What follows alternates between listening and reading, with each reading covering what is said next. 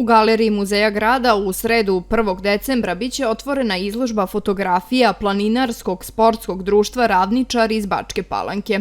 Ovom izložbom Planinarsko društvo obeležava svoj mali jubilej, 20 godina postojanja. Ove godine slavimo 20-godišnjicu postojanja društva koju smo već najavili jesenas na našoj akciji na Dunavu koja je bila Dan pešačenja. Na toj izložbi fotografija koja će biti organizovana u Muzeju grada Bačke Palanke predstavit ćemo naše fotografije u proteklih 20 godina rada našeg društva. Znači, fotografije su nastale iz raznih krajeva Srbije, s naših planina, okruženja, Makedonije, Crne Gore, Bosne i Hercegovine. Ima fotografija sa naših ekspedicija u Rusiju, na Elbrus.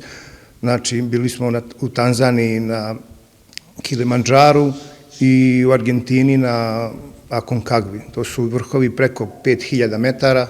Znači, naša 2 člana su bila na tim ekspedicijama, tako da ćemo pokušati da promovišemo zdrav način života i planinarstvo u jednoj gradu koje je u ravničarskom delu, da pokušamo decu najviše da privučemo i sve ostale naše građane da nam se pridruže. Planinari su godinama učestvovali u aktivnostima matičnog društva kao što je Fruškogorski maraton, školovanje, osnovna planinarska obuka, tradicionalni pohod na Durmitor i mnoge druge aktivnosti. Na izložbi će biti prikazane fotografije nastale poslednjih 20 godina sa planinarskih akcija širom Srbije i sveta. Cilj ove naše promocije koje pokušavamo da obavimo povodom 20-godišnjice postojanja našeg udruženja je da kroz fotografije koje su nastale u Srbiji i širom naših ekspedicija po svetu prikažemo i dočaramo našim stanovnicima jedan zdrav i kvalitetan način života, ujedno uz jedno dobro i vrlo aktivno bavljenje jednim specifičnim vidom sporta kao što je planinarstvo. I pozivamo sve naše stanovnike da dođu da pogledaju tu izložbu, da malo pokušaju da proniknu u bit planinarstva koje je vrlo specifično.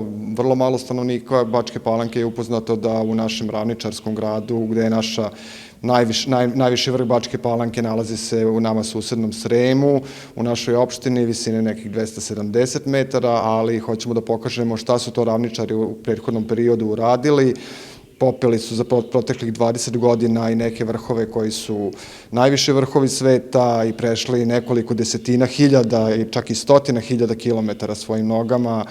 I znači dođite da nas vidite i pogledajte naše fotografije, zaista su divne.